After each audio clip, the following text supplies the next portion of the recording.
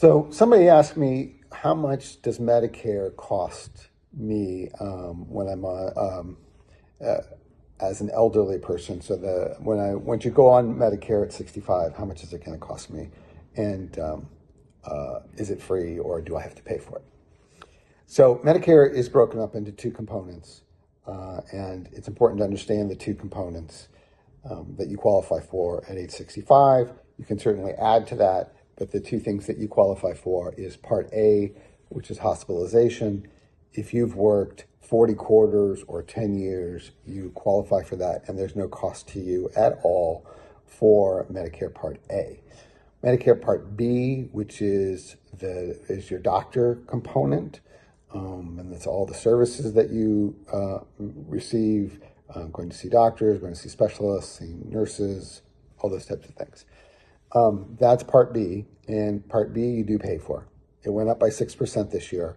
So if your income as an individual is less than $106,000 or $212,000 as a married couple, you will pay $185, right? Which is above last year by a little bit more than $10.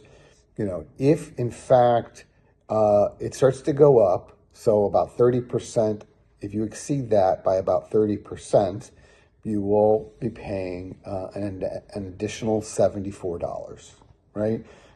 If you exceed that by 67%, your price will go up by $185, so you'll be at about $370.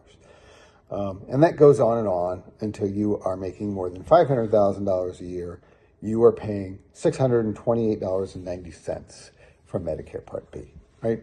So, what you want to just kind of watch out for is if you're single and your income is over $106,000 or over $212,000 as a married couple, you're going to start to get charged.